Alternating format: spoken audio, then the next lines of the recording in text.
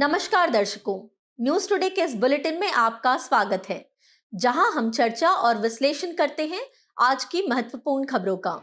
आज की मुख्य सुर्खियां इस प्रकार हैं। प्रधानमंत्री ने बिहार के राजगीर में नालंदा विश्वविद्यालय के नए कैंपस का उद्घाटन किया। स्टेट ऑफ ग्लोबल एयर 2024 शीर्षक से रिपोर्ट जारी की गई। आरबीआई ने बैंकिंग विनियमन अधिनियम का अनुपालन नहीं करने पर 2 शहरी सहकारी बैंकों का लाइसेंस रद्द कर दिया। केंद्रीय मंत्रिमंडल ने महाराष्ट्र के वधावन में ग्रीनफील्ड बंदरगाह के निर्माण को मंजूरी दी। विश्व आर्थिक मंच WEF ने fostering effective energy transition 2024 report जारी की। यूनेस्को की एक रिपोर्ट के अनुसार आर्टिफिशियल इंटेलिजेंस द्वितीय विश्व युद्ध और होलोकॉस्ट के बारे में झूठी कहानियां गढ़ रहा है। चलिए अब खबरों की चर्चा विस्तार से करते हैं और सबसे पहले रुक करते हैं आज की पहली मुख्य खबर की ओर। प्रधानमंत्री ने बिहार के राजगीर में नालंदा विश्वविद्यालय के नए कैंपस का उद्घाटन किया। नए नालंदा विश्वविद्यालय को अलग अलग सभ्यताओं के बीच संवाद के केंद्र के रूप में स्थापित किया जा रहा है। नालंदा विश्वविद्यालय का नया campus net zero green campus भी है। आपकी जानकारी के लिए बता दें कि नया विश्वविद्यालय संसद के नालंदा विश्वविद्यालय अधिनियम 2010 के तहत स्थापित किया गया है। इसे प्राचीन नालंदा विश्वविद्यालय के खंडरों के पास बनाया गया है। गौरतलब है कि 2007 में फिलीपींस में आयोजित द्वितीय पूर्वी एशिया शिखर सम्मेलन EAS में लिए गए निर्णय ने नालंदा विश्वविद्यालय की स्थापना हेतु आधार प्रदान किया था। खबर के शुरुआत में प्राचीन नालंदा विश्वविद्यालय के बारे में विस्तार से जान लेते हैं। स्थापना की बात करें तो इसे 5वीं शताब्दी ईस्वी में कुमारगुप्त प्रथम ने निर्मित करवाया था। यह 12वीं शताब्दी ईस्वी तक शिक्षा का प्रमुख केंद्र बना रहा था। स्थापत्य कला संबंधी विशेषताओं की बात करें तो यह वास्तव में एक बौद्ध मठ यानी एक महाविहार था। इसका बौद्ध भिक्षुओं के ठहरने और उन्हें शिक्षा देने दोनों उद्देश्यों से उपयोग किया जाता था। इसमें स्तूप और उपासना संबंधी संरचनाएं भी बनाई गई थी। साथ ही प्लास्टर, पत्थर और धातु से बनी कई महत्वपूर्ण कलाकृतियां इसकी शोभा बढ़ाती थी। शैक्षिक उत्कृष्टता का केंद्र। प्राचीन काल में इस प्रतिष्ठित विश्वविद्यालय में चीन, तिब्बत, मध्य एशिया, श्रीलंका, थाईलैंड, बर्मा और दक्षिण पूर्वी एशिया के कई अन्य देशों के छात्र एवं बौद्ध भिक्षु शिक्षा प्राप्त करते थे। इसके अलावा यहाँ वेद, ललित कला, चिकित्सा, गणित, खगोल विज्ञान, राजव्यवस्था और युद्ध कला जैसे विषयों पर शिक्षा दी जाती थी। विश्वविद्यालय में पूरी तरह से योग्यता के आधार पर प्रवेश होता था। इसके लिए प्रशिक्षित द्वारपालों द्वारा प्रवेश परीक्षाएं आयोजित की जाती थी। विदेशी यात्री। 7वीं शताब्दी ईस्वी में चीनी विद्वान ई किंग और जुआन जांग नालंदा आए थे। नालंदा को तब नाला कहा जाता था। जुआन जांग, जिन्हें हम वेन सांग के नाम से भी जानते हैं, उन्होंने कुलपति आचार्य शीलभद्र के सानिध्य में नालंदा में योग शास्त्र का अध्ययन किया था। आपको बता दें कि शीलभद्र प्रसिद्ध योगाचार्य थे। अंतरराष्ट्रीय मान्यता की बात करें तो नालंदा महाविहार को 2016 में यूनेस्को विश्व धरोहर स्थल घोषित किया गया था। खबर के अंत में प्राचीन भारत में शिक्षा के अन्य प्रमुख संस्थानों के बारे में जान लेते हैं। विक्रमशिला विश्वविद्यालय बिहार। इसका निर्माण 8वीं शताब्दी ईस्वी में पाल शासक धर्मपाल ने करवाया था। इस विश्वविद्यालय ने वज्रयान बौद्ध धर्म के प्रसार में योगदान दिया था। आंध्र प्रदेश के नागार्जुन कोंडा का नाम महायान बौद्ध दार्शनिक नागार्जुन के नाम पर रखा गया था। गौरतलब है कि नागार्जुन को शून्यवाद सिद्धांत का प्रतिपादक माना जाता है। तक्षशिला विश्वविद्यालय। वर्तमान में यह उत्तर पश्चिमी पाकिस्तान में स्थित है। अष्टाध्यायी के रचयिता पाणिनि, जीवक और चाणक्य ने इसी विश्वविद्यालय से शिक्षा ग्रहण की थी। अन्य विश्वविद्यालयों में गुजरात के वल्लभी, बिहार के ओदंतपुरी और वर्तमान के बांग्लादेश में स्थित जगदल आदि शामिल हैं। चलिए बढ़ते हैं आज की अगली मुख्य खबर की तरफ। स्टेट ऑफ ग्लोबल एयर 2024 शीर्षक से रिपोर्ट जारी की गई। यह रिपोर्ट हेल्थ इफेक्ट्स इंस्टीट्यूट ने जारी की है। यह संयुक्त राज्य अमेरिका में स्थित एक शोध संगठन है इस रिपोर्ट को संयुक्त राष्ट्र बाल कोष यानी यूनिसेफ के साथ साझेदारी में जारी किया गया है। यह रिपोर्ट 1990 से 2021 तक महीन पार्टिकुलेट मैटर, ओजोन और नाइट्रोजन डाइऑक्साइड सहित सामान्य वायु प्रदूषकों के संपर्क में आने तथा उनके मानव स्वास्थ्य पर पड़ने वाले प्रभावों के बारे में जानकारी प्रदान करती है। चलिए सबसे पहले रिपोर्ट के मुख्य बिंदुओं पर एक नजर डालते हैं। 2021 में वायु प्रदूषण से 8.1 मिलियन मौतें हुई थीं। वैश्विक स्तर पर 2021 में वायु प्रदूषण असामयिक या अप्राकृतिक मृत्यु का दूसरा सबसे बड़ा कारण रहा है। सर्वाधिक असामयिक मृत्यु उच्च रक्तचाप यानी हाई ब्लड प्रेशर से हुई थी। विश्व की 99% आबादी ऐसे स्थानों पर रहती है जहां PM 2.5 प्रदूषण हानिकारक स्तर पर पहुंच चुका है। आपको बता दें PM 2.5 वास्तव में 2.5 माइक्रोमीटर से कम व्यास वाले वायुजनित कण हैं। निम्न और मध्यम आय वाले देशों की आबादी PM 2.5 के सामान्य से 1.3 से 4 गुना अधिक स्तर वाले परिवेश में जीने को मजबूर है। वायु प्रदूषण की वजह से लोगों की प्रतिरक्षा प्रणाली कमजोर हो रही है तथा यह फेफड़ों में इन्फ्लेमेशन एवं ऑक्सीडेटिव तनाव का कारण भी बन रहा है। इस वजह से कोविड-19 का गंभीर प्रभाव देखने को मिला था। मुख्य बिंदुओं के बाद अब भारत में वायु प्रदूषण के स्वास्थ्य पर होने वाले प्रभावों के बारे में जानते हैं। वायु प्रदूषण के कारण होने वाली बीमारियों के विश्व में 54% मरीज भारत और चीन में हैं। 2021 में ओजोन से संबंधित क्रोनिक ऑब्स्ट्रक्टिव पल्मोनरी डिसऑर्डर यानी COPD से होने वाली कुल मौतों में से लगभग 50% मौतें भारत में हुई थी। अंत में भारत में वायु प्रदूषण से निपटने के लिए शुरू की गई पहले भी जान लेते हैं। सबसे पहला है राष्ट्रीय स्वच्छ वायु कार्यक्रम। इसके तहत 24 राज्यों के 131 शहरों में वायु गुणवत्ता में सुधार किया जा रहा है। 1 अप्रैल 2018 से राष्ट्रीय राजधानी क्षेत्र दिल्ली में और 1 अप्रैल 2020 से देश के बाकी हिस्सों में BS4 की जगह BS6 ईंधन मानकों को अपनाया गया है। और खबर के अंत में है राष्ट्रीय वायु गुणवत्ता सूचकांक। यह दैनिक वायु गुणवत्ता के बारे में जनता को जानकारी का प्रसार करता है। आइए अब आगे बढ़ते हैं आज की अगली मुख्य खबर की तरफ। RBI ने बैंकिंग विनियमन अधिनियम का अनुपालन नहीं करने पर 2 शहरी सहकारी बैंकों UCBs का लाइसेंस रद्द कर दिया। भारतीय रिजर्व बैंक RBI ने महाराष्ट्र के सिटी कोऑपरेटिव बैंक और उत्तर प्रदेश के पूर्वांचल कोऑपरेटिव बैंक का लाइसेंस रद्द कर दिया। इन बैंकों के पास पर्याप्त पूंजी और लाभ कमाने की संभावनाएं नहीं रह गई थी। इसके अलावा इन बैंकों ने बैंकिंग विनियमन अधिनियम 1949 का उल्लंघन भी किया है। इन शहरी सहकारी बैंकों के परिसमापन पर इन बैंकों का प्रत्येक जमाकर्ता जमा बीमा और क्रेडिट गारंटी निगम अधिनियम 1961 के अनुसार 5 लाख रुपए तक का जमा बीमा दावा प्राप्त करने का हकदार है। खबर के शुरुआत में शहरी सहकारी बैंकों यानी UCBs के बारे में विस्तार से जान लेते हैं। हालांकि UCBs को औपचारिक रूप से परिभाषित नहीं किया गया है, लेकिन आमतौर पर शहरी और अर्ध शहरी क्षेत्रों में संचालित प्राथमिक सहकारी बैंकों को शहरी सहकारी बैंक यानी UCBs कहा जाता है। आपकी जानकारी के लिए बता दें कि वे या तो अनुसूचित या गैर अनुसूचित हो सकते हैं। वैधानिक स्थिति की बात करें तो ये बैंक संबंधित राज्य के राज्य सहकारी समिति अधिनियम या केंद्रीय बहुराज्य सहकारी समिति अधिनियम 2002 के तहत सहकारी समितियों के रूप में पंजीकृत होते हैं। इन बैंकों की बैंकिंग गतिविधियों को RBI बैंकिंग विनियमन अधिनियम 1949 के तहत विनियमित करता है। ऋण प्रदायगी को देखें तो इन बैंकों को मार्च 2026 तक अपने कुल ऋण का 75% प्राथमिकता प्राप्त क्षेत्रक को ऋण यानी PSL श्रेणी को कर्ज देने का लक्ष्य प्राप्त करना होगा। इसके अलावा ये कृषि प्रयोजन के लिए ऋण दे सकते हैं। आइए अब आगे बढ़ते हैं और शहरी सहकारी बैंकों के समक्ष मौजूद चुनौतियों के बारे में चर्चा कर लेते हैं। उच्च सकल गैर निष्पादित परिसंपत्तियां यानी GNPAs।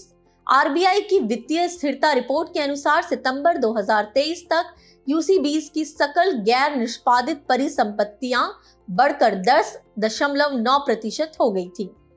इनमें पेशेवर प्रबंधन का अभाव है। साथ ही इन्हें लघु वित्त बैंकों SFBs, फिनटेक आदि से कड़ी प्रतिस्पर्धा का सामना करना पड़ रहा है। आपकी जानकारी के लिए बता दें कि अधिकांश UCBs देश के कुछ ही राज्यों में संचालित हो रहे हैं। ये राज्य हैं आंध्र प्रदेश, गुजरात, कर्नाटक, महाराष्ट्र, तमिलनाडु आदि। खबर के अंत में शहरी सहकारी बैंकों यानी यूसीबीज को सशक्त बनाने के लिए शुरू की गई पहलों के बारे में जान लेते हैं। पहली पहल है NUCFDC, राष्ट्रीय शहरी सहकारी वित्त और विकास निगम लिमिटेड यानी NUCFDC को शहरी सहकारी बैंकों के लिए एक अम्ब्रेला संगठन के रूप में स्थापित किया गया है। दूसरी है बैंकिंग विनियमन संशोधन अधिनियम 2020। यह कानून RBI को सहकारी बैंकों के बोर्डों को हटाने की शक्तियां देता है। और आखिरी है नई शाखाएं खोलने की अनुमति। यूसीबीज अब RBI की पूर्व अनुमति के बिना पिछले वित्तीय वर्ष की शाखाओं की संख्या के 10% तक नई शाखाएं खोल सकते हैं। चलिए बढ़ते हैं आज की अगली मुख्य खबर की तरफ। केंद्रीय मंत्रिमंडल ने महाराष्ट्र के वधावन में ग्रीनफील्ड बंदरगाह के निर्माण को मंजूरी दी। वधावन बंदरगाह का all weather greenfield deep draft major port के रूप में विकास किया जा रहा है। इस बंदरगाह का निर्माण जवाहरलाल नेहरू पोर्ट अथॉरिटी और महाराष्ट्र मैरीटाइम बोर्ड द्वारा गठित एक स्पेशल पर्पस व्हीकल यानी SPV करेगा। ग्रीनफील्ड अवसंरचना का निर्माण खाली जमीन या पहले से अविकसित जमीन पर किया जाता है। इसमें पहले से कोई अवसंरचना नहीं होती है, बल्कि नए सिरे से और शुरुआती चरण से परियोजना की निर्माण प्रक्रिया आरंभ की जाती है। चलिए सबसे पहले वधावन ग्रीनफील्ड पोर्ट के बारे में जानकारी प्राप्त करते हैं। यह परियोजना PM गति शक्ति कार्यक्रम के उद्देश्यों के अनुरूप है। इस बंदरगाह का निर्माण महाराष्ट्र के पालघर जिले में किया जाएगा। इसे लैंडलॉर्ड मॉडल और सार्वजनिक निजी भागीदारी यानी PPP के आधार पर विकसित किया जाएगा। लैंडलॉर्ड मॉडल में जहां पोर्ट अथॉरिटी विनियामक संस्था और लैंडलॉर्ड यानी भूस्वामी के रूप में कार्य करती है, वहीं निजी कंपनियां बंदरगाह का संचालन करती हैं। इस बंदरगाह का निर्माण 2 चरणों में किया जाना है। इस बंदरगाह की कुल कंटेनर होल्डिंग क्षमता 23.2 मिलियन TEU यानी 20 फुट के बराबर होगी। इसका आशय है कि यह बंदरगाह 20 फुट लंबे कंटेनर को संभाल सकता है। इस बंदरगाह में 20 मीटर का ड्राफ्ट होगा, जिससे बड़े जहाज यहां लंगर डाल सकते हैं। ड्राफ्ट या ड्राउट वास्तव में जल की गहराई है। यह जल सतह यानी वाटर लाइन और जहाज की कील यानी जहाज का निम्न बिंदु के बीच की लंबाई है। खबर में आगे बढ़ते हैं और वधावन परियोजना के महत्व को समझते हैं। यह भारत मध्य पूर्व यूरोप आर्थिक गलियारा यानी IMEC और अंतर्राष्ट्रीय उत्तर दक्षिण परिवहन गलियारा यानी INSTC के माध्यम से निर्यात आयात व्यापार को बढ़ावा देगा। इस बंदरगाह का निर्माण अत्याधुनिक अवसंरचनाओं और आधुनिक प्रौद्योगिकियों के उपयोग से किया जाएगा। इससे बंदरगाह पर जहाजों से वस्तुओं को तेजी से उतारा जा सकता है या उन पर वस्तुओं को तेजी से लादा जा सकता है। अंत में भारत के बंदरगाहों को जान लेते हैं। भारत में बंदरगाहों को 2 श्रेणियों में वर्गीकृत किया गया है, बड़े बंदरगाह यानी मेजर पोर्ट और लघु बंदरगाह यानी नॉन मेजर पोर्ट। बड़े बंदरगाह की बात करें तो यह पत्तन, पोत परिवहन और जल मार्ग मंत्रालय के प्रशासनिक नियंत्रण में है। वर्तमान में भारत में 12 बड़े बंदरगाह सक्रिय हैं। लघु बंदरगाह ये बंदरगाह संबंधित राज्य समुद्री बोर्ड या राज्य सरकार के अधिकार क्षेत्र में आते हैं। वर्तमान में देश में 200 लघु बंदरगाह हैं। चलिए अब रुक करते हैं आज की अगली मुख्य खबर की ओर। विश्व आर्थिक मंच WEF ने fostering effective energy transition 2024 report जारी की। यह report energy transition index ETI पर आधारित है। एनर्जी ट्रांजिशन इंडेक्स विश्व के 120 देशों की ऊर्जा प्रणालियों के प्रदर्शन तथा सुरक्षित, संधारणीय एवं समावेशी ऊर्जा प्रणालियों को अपनाने में उनकी तैयारी का मूल्यांकन करता है। गौरतलब है कि एनर्जी ट्रांजिशन से आशय जीवाश्म ईंधन की जगह नवीकरणीय ऊर्जा स्रोतों को अपनाने से है। इससे कार्बन डाइऑक्साइड यानी CO2 उत्सर्जन को कम किया जा सकेगा। आइए सबसे पहले रिपोर्ट के मुख्य बिंदुओं पर एक नजर डालते हैं। निवेश रुझान की बात करें तो 2023 में स्वच्छ ऊर्जा अवसंरचनाओं में निवेश बढ़कर $1.8 ट्रिलियन हो गया था। विकसित देशों और चीन में इस तरह के निवेश में 2021 के बाद से लगभग 90% की वृद्धि दर्ज की गई है। आपको बता दें कि सर्वश्रेष्ठ प्रदर्शन करने वाले 5 देश स्वीडन, डेनमार्क, फिनलैंड, स्विट्जरलैंड और फ्रांस हैं। सर्वश्रेष्ठ प्रदर्शन करने वाले 20 देशों में G20 समूह के 6 देश भी शामिल हैं। ये देश फ्रांस, जर्मनी, ब्राजील, चीन, यूनाइटेड किंगडम और संयुक्त राज्य अमेरिका है। एनर्जी ट्रांजिशन इंडेक्स ETI में भारत 63वें स्थान पर है। नेट जीरो उत्सर्जन को देखें तो 2022 तक 8 देश नेट जीरो उत्सर्जन स्तर प्राप्त करने में सफल रहे हैं। ये देश हैं Bhutan, Comoros, Gabon, Guyana, Madagascar, Niue, Panama और सूरीनाम। डिजिटल नवाचार के बारे में बात करें तो जनरेटिव AI तकनीक ऊर्जा कंपनियों को सालाना $500 बिलियन से अधिक की बचत में मदद कर सकती है। अब खबर में आगे बढ़ते हैं और एनर्जी ट्रांजिशन से संबंधित चुनौतियों के बारे में विस्तार से जान लेते हैं। स्वच्छ ऊर्जा स्रोतों को अपनाने वाली निजी क्षेत्र की कंपनियों को प्रोत्साहन नहीं दिया जा रहा है। G20 देशों ने कोविड महामारी के बाद आर्थिक रिकवरी के लिए जितना सहायता पैकेज दिया है, उसका केवल 6% ही स्वच्छ ऊर्जा अपनाने में निवेश किया गया है। इसके अलावा जीवाश्म ईंधन को दी जा रही सब्सिडी अभी भी जारी है। कुछ विकसित अर्थव्यवस्थाएं और बड़ी ऊर्जा कंपनियां स्वच्छ ऊर्जा तकनीक को अपनाने की अपनी प्रतिबद्धताओं से पीछे हट रही है। खबर के अंत में स्वच्छ ऊर्जा अपनाने से जुड़ी पहलों के बारे में चर्चा कर लेते हैं। नवीकरणीय और ऊर्जा दक्षता पर वैश्विक संकल्प। इस संकल्प पर संयुक्त अरब अमीरात में आयोजित UNFCCC COP28 में 133 देशों ने हस्ताक्षर किए थे। इसका उद्देश्य 2030 तक नवीकरणीय ऊर्जा क्षमता में 3 गुना वृद्धि को प्राप्त करना है। इसके अलावा स्वच्छ ऊर्जा अपनाने के लिए प्रौद्योगिकी तक पहुंच में असमानता को दूर करना यह G20 देशों की एक पहल है। इसके साथ ही जस्ट एनर्जी ट्रांजिशन पार्टनरशिप पहल को 2022 में अंतर्राष्ट्रीय ऊर्जा एजेंसी और विश्व आर्थिक मंच WEF ने शुरू किया था। इसका उद्देश्य विकासशील देशों को स्वच्छ ऊर्जा अपनाने की दिशा में आगे बढ़ने में सहायता करना है। और अंत में कार्बन बॉर्डर एडजस्टमेंट मैकेनिज्म यानी CBAM, इसे 2023 में यूरोपीय संघ ने लॉन्च किया था। चलिए बढ़ते हैं आज की आखिरी मुख्य खबर की ओर। यूनेस्को की एक रिपोर्ट के अनुसार आर्टिफिशियल इंटेलिजेंस यानी AI द्वितीय विश्व युद्ध और होलोकॉस्ट के बारे में झूठी कहानियां गढ़ रहा है। यूनेस्को की एक हालिया रिपोर्ट में चेतावनी दी गई है कि जनरेटिव AI आतंकी मानसिकता वाले व्यक्तियों को गलत सूचना और घृणा से भरी झूठी कहानियों को फैलाने में सक्षम बना सकता है। साथ ही यह अनजाने में ऐतिहासिक तथ्यों के बारे में गलत या भ्रामक कंटेंट की भी रचना कर सकता है। जनरेटिव AI आर्टिफिशियल इंटेलिजेंस से संबंधित एक प्रौद्योगिकी है। यह एक डीप लर्निंग मॉडल है जो उन डेटा के आधार पर उच्च गुणवत्ता वाले टेक्स्ट, इमेज और अन्य कंटेंट उत्पन्न कर सकता है जिन डेटा से उसे प्रशिक्षित किया जाता है। रिपोर्ट में कुछ चिंताओं को रेखांकित किया गया है, जैसे कि AI ऑटोमेटेड कंटेंट नए तथ्यों को गढ़ सकता है। जनरेटिव AI द्वारा तथ्यों में हेरफेर कर एवं रोषकारी या आपत्तिजनक बनाकर उन्हें हर जगह प्रसारित करने का खतरा है। यह ऐतिहासिक घटनाओं के प्रति लोगों की समझ को विकृत कर सकता है। दूसरी है नफरत फैलाने वाले भाषण यानी हेट स्पीच को प्रसारित करने के लिए AI मॉडल में हेरफेर किया जा सकता है। AI सिस्टम मानव के पूर्वग्रहों को अपना सकता है तथा विशिष्ट घटनाओं या किसी समुदाय के बारे में जानकारी को गलत तरीके से प्रस्तुत कर सकता है। इससे किसी समुदाय, वर्ग आदि के खिलाफ पूर्वग्रहों को आसानी से प्रसारित किया जा सकता है। निजता के उल्लंघन की बात करें तो AI व्यक्तियों की यह नियंत्रित करने की क्षमता को सीमित कर देता है कि उनके अतीत के बारे में कौन सी जानकारी सार्वजनिक की जाए।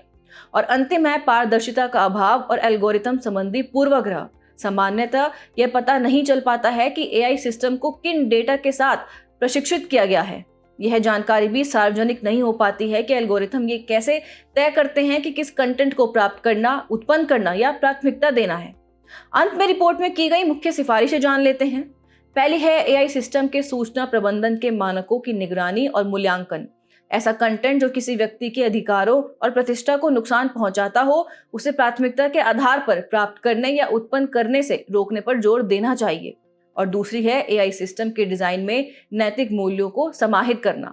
AI सिस्टम के डिजाइन में नैतिक प्रभावों के मूल्यांकन यानी निष्पक्षता, गैर भेदभाव और विविधता को समाहित किया जाना चाहिए। बुलेटिन के आखिर में अब रुक करते हैं आज की संक्षिप्त सुर्खियों की तरफ। यूरोपीय आयोग उच्च बजटीय घाटे के कारण फ्रांस को अत्यधिक घाटा प्रक्रिया यानी EDP में रख सकता है।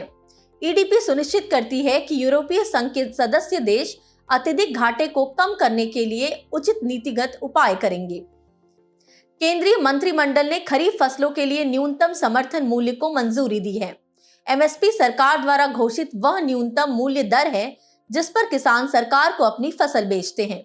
इसका उद्देश्य किसानों को फसल की कीमत में गिरावट की स्थिति में जल्दबाजी में फसल बेचने से रोकना है।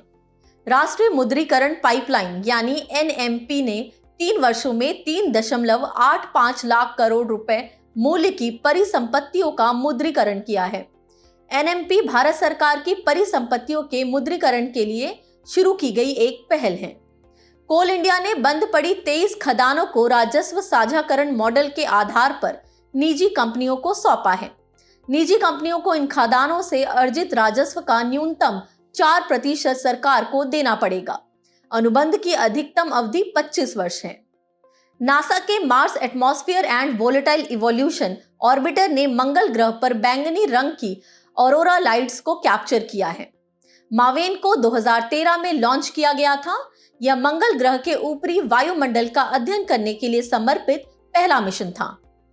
एक हालिया अध्ययन के अनुसार परप्यूरोगैलीन नामक बैंगनी रंग द्रव्य का विकास संभवतः हिमनदीय शैवाल के अस्तित्व के लिए अनुकूल स्थितियां बनाने में सहायक सिद्ध हुआ है। डेनमार्क में कैप्साइसिन युक्त मिर्च वाले नूडल्स पर प्रतिबंध लगा दिया गया है। यह मिर्च का मुख्य तीखा घटक है। वैज्ञानिकों की एक टीम ने सुपर हाइड्रोफोबिक कैटलिस्ट यानी उत्प्रेरक विकसित किया है। यह बायोडीजल उत्पादन की लागत को कम कर सकता है। बायोडीजल एक प्रकार का नवीकरणीय और बायोडिग्रेडेबल ईंधन है। इसे वनस्पति तेलों, पशु वसा आदि से बनाया जाता है। केंद्रीय मंत्रिमंडल ने केंद्रीय क्षेत्र की एक नई योजना राष्ट्रीय फॉरेंसिक अवसंरचना संवर्धन योजना NFIES को मंजूरी दी है। इसका उद्देश्य 1 जुलाई 2024 से लागू होने वाले नए आपराधिक कानूनों की जरूरतों के अनुरूप फॉरेंसिक लैबों पर कार्य का बोझ कम करना है। गूगल डीप माइंड और आइसोमॉर्फिक लैब्स ने अल्फाफोल्ड 3 नामक एक नया AI मॉडल विकसित किया है। यह प्रोटीन, DNA, RNA, लिगैंड्स आदि की संरचना और उनके मध्य परस्पर क्रिया को प्रिडिक्ट कर सकता है। भारतीय स्टेट बैंक SBI ने अपनी लंदन शाखा के माध्यम से $100 मिलियन जुटाए हैं। यह राशि 3 साल की परिपक्वता अवधि वाले बॉन्ड्स को सीनियर अनसिक्योर्ड फ्लोटिंग रेट पर बेचकर जुटाई गई है, जो secure overnight financing rate SOFR से अधिक है।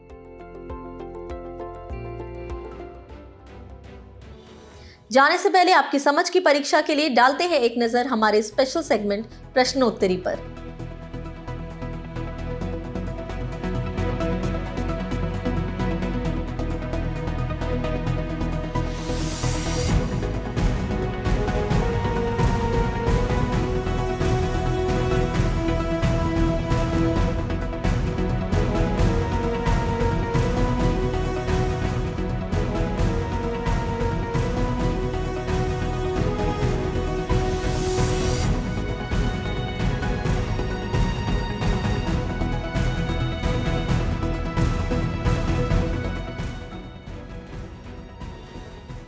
हमसे जुड़ने के लिए आपका धन्यवाद। उम्मीद है न्यूज टुडे का यह बुलेटिन आपको पसंद आया होगा। न्यूज टुडे की PDF को डाउनलोड करने के लिए और आज के क्विज के उत्तर के लिए डिस्क्रिप्शन में दिए गए लिंक पर क्लिक कीजिए।